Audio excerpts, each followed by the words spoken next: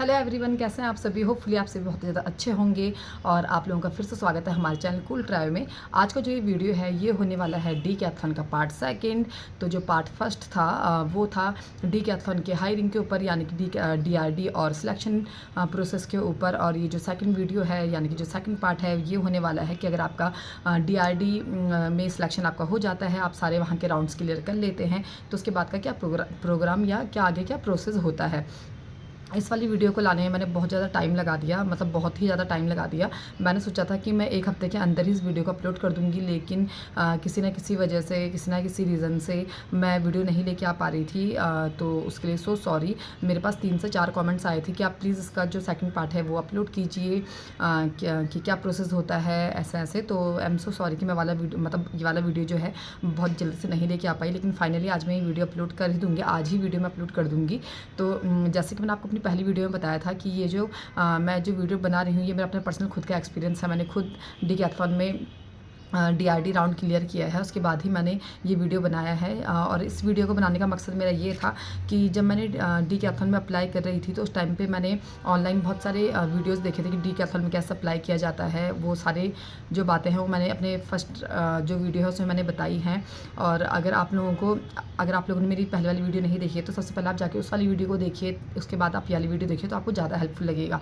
तो उस वाली वीडियो में मैंने ऑलमोस्ट सारे पॉइंट्स कवर कर लिए हैं। तो होपफुली आप लोगों के लिए वाला वीडियो हेल्पफुल रहा होगा और रहेगा आगे।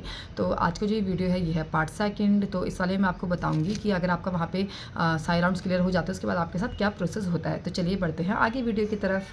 उसके बाद जब मेरा जो राउंड था उसमें मैंने अपने सारे राउंड्स क्लियर कर लिए थे। फिज़िकल राउंड, अपना जीडी राउंड, अपना पीआई राउंड सारे मैंने कर लिए थे। उसके बाद मुझे नेक्स्ट डे ही रात के आई थिंक शाम के टाइम पे कॉल आ गया था 7 साढ़े 7 बजे के आसपास कि आपका सिलेक्शन हो गया है। लेकिन मैंने जैसे कि आपको पहले ही बताया था कि मैंने फुल टाइम के लिए अप्लाई किया था डीकैथलॉन में, लेकिन मुझे जो कॉल आया था वो आया था पार्ट टाइम के लिए।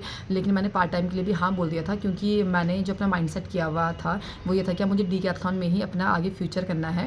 तो इसलिए मैंने डीकैथलॉन में पार्ट टाइम के लिए कर दिया था। और उन्होंने मुझे फ़ोन करके कहा था कि आपका पार्ट टाइम सिलेक्शन हुआ है, लेकिन अगर 3 से 6 महीने के अंदर उनको ये लगता है कि मैं अपना अच्छे से सारा 100% दे रही हूँ या मैं वहाँ पे एकदम अच्छे से फिट हो गई हूँ, तो वो मुझे फिर फुल टाइम के लिए आगे प्रोसेस करेंगे। उसका फुल टाइम का क्या प्रोसेस होता है वो मैं आपको तभी वीडियो में बताऊँगी जब मेरा वहाँ पे फुल टाइम में हो जाएगा, ताकि मैं आप लोगों को एकदम सही सही जानकारी दे पाऊँ कि वहाँ पे फुल टाइम होने का क्या प्रोसेस होता है।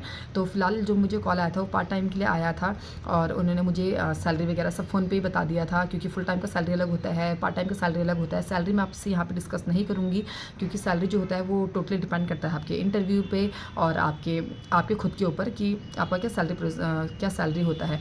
तो मेरे पार्ट टाइम के हिसाब से उन्होंने मेरा सैलरी मुझे बता दिया था। और यहाँ पे जो सैलरी होता है पार्ट टाइम का वो आपके घंटों के हिसाब से होता है, यानी कि पर आवर के हिसाब से होता है।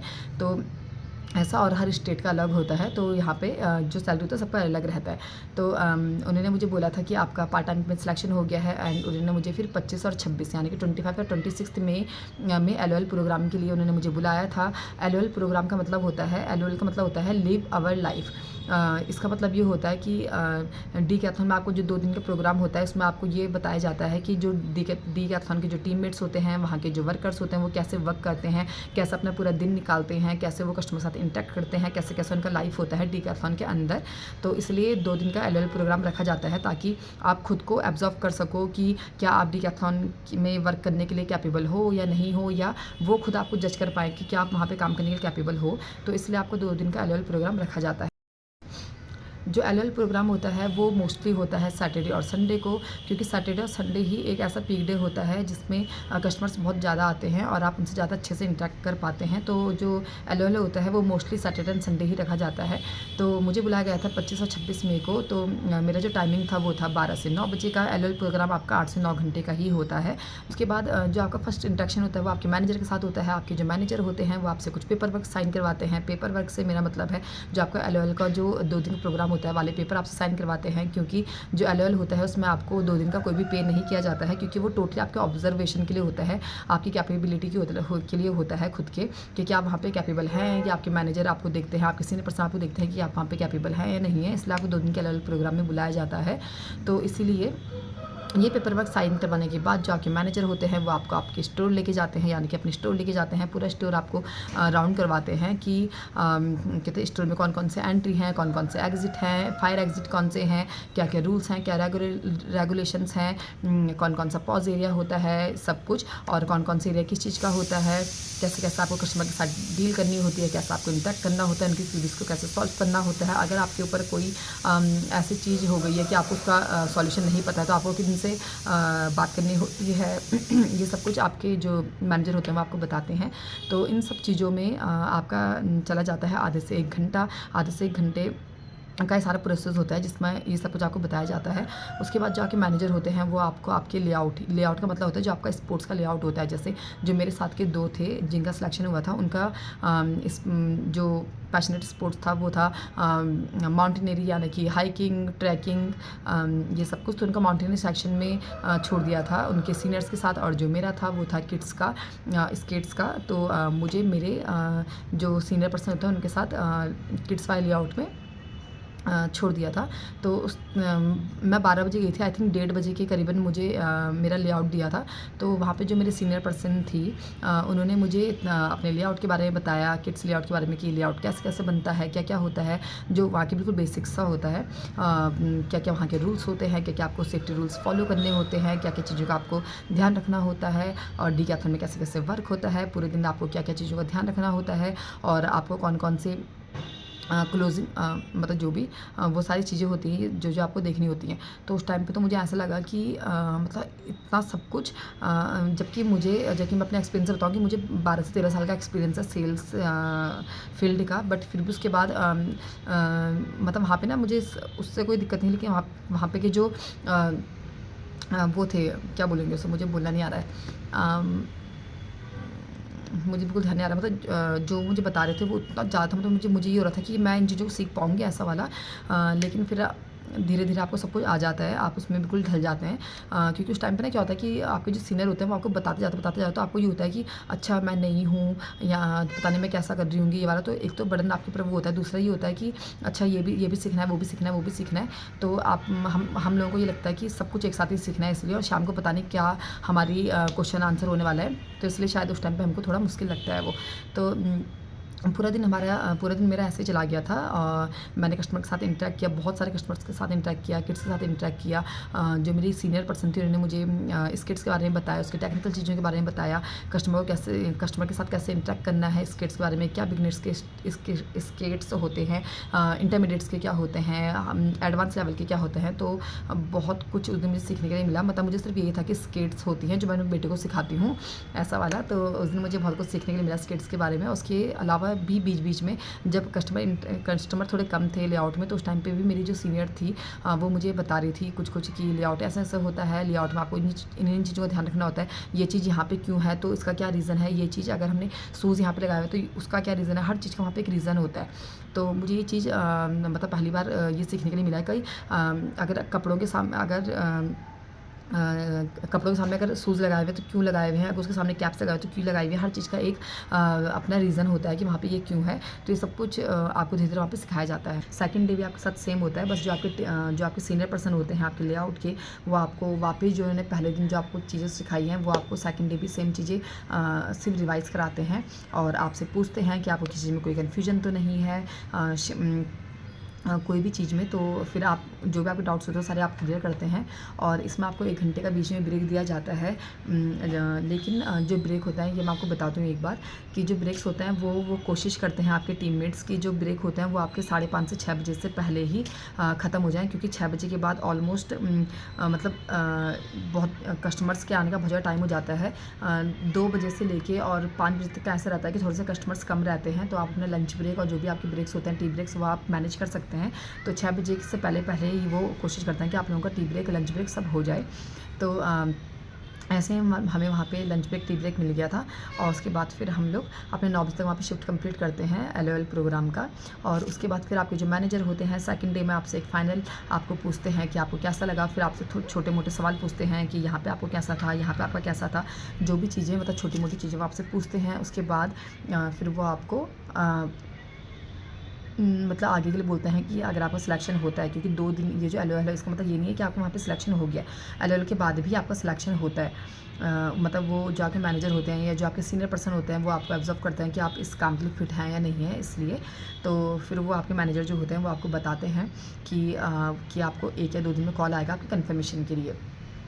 तो इसमें मैंने ऑलमोस्ट सारी ही चीज़ें कवर कर ली हैं जहाँ तक मुझे याद है। तो अगर कुछ चीज़ें नहीं होती हैं या आपको ऐसा लगता है कि आपको कहीं पे डाउट हो रहा है तो आप मुझे कमेंट सेक्शन में कमेंट कीजिएगा, या मुझे ऐसे कोई चीज़ें अगर आगे जाके याद आएंगी। वैसे तो मैंने सारी चीज़ें कवर कर ली हैं। अगर हो कि मैंने कोई चीज़ छोड़ दी हो तो मैं उस बारे में अलग से एक वीडियो बना दूँगी। इसमें मैं एक चीज़ मेंशन करना भूल गई कि जो आपका 2 दिन का एलओएल प्रोग्राम जो होता है, इसमें जो आप वर्क करते हैं अपना 9 घंटे, वो वर्क करते हैं आप अपना जिले पहन के। जिले का मतलब होता है, अगर आप डीकैथलॉन कभी आपने विज़िट किया हो तो आपने देखा होगा कि जो वहाँ के जो टीममेट्स होते हैं उन सब ने एक जिले यानी कि एक कुछ पहना होता है ऊपर से जो ब्लू एंड वाइट कलर का होता है, जिसमें उनका आईडी कार्ड मेंशन होता है, उसे बोलते हैं जिले। जिसके बिना आप वर्क नहीं कर पाते, चाहे आप 2 दिन के एलओएल में भी हैं तब भी आपको आपका जिले मिलता है जिसको आप पहन के ही वर्क करते हैं। तो एलओएल के बाद आप उस जिले को वहाँ पे सबमिट करवा देते हैं और उसके बाद ही आप अपने शिफ्ट से क्लोज़ करते हैं। तो एक और चीज़ मैं इसमें मेंशन करना चाहूँगी कि जब आपको 2 दिन का वो एलओएल होता है, और 2 दिन का ही नहीं, अगर आपका आगे सिलेक्शन भी हो जाता है तो मैं आपको बाद में बताऊँगी कि आपको जो 2 दिन का एलओएल होता है उसमें वो आपको ये भी देखते हैं कि आप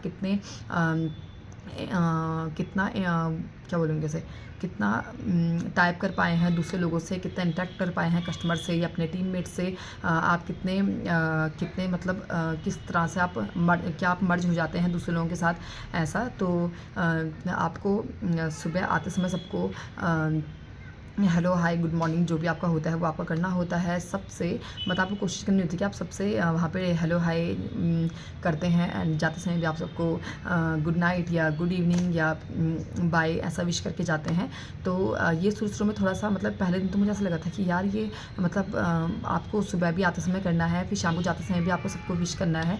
तो मतलब 2 दिन तो मुझे ऐसा लगा था एलओएल में कि ये क्या है, मतलब कि आप सबको ही विश कर रहे हो। लेकिन उसके बाद मुझे पता चला कि ओके, ये हमारा एक पार्ट होता है एलओएल का भी नहीं, मतलब ये एक पार्ट होता है कि आप सबसे इंटरेक्ट कर रहे हो। अगर आप सीधे स्टोर के अंदर आ गए और आप किससे हाय हेलो नहीं किया, सीधा आप अपने स्टोर के अंदर चले गए, तो उसमें जो वो होता है, मतलब जो आपके टीममेट्स हैं तो उनके साथ आपका इंटरेक्शन कैसे होगा, ऐसे वाला।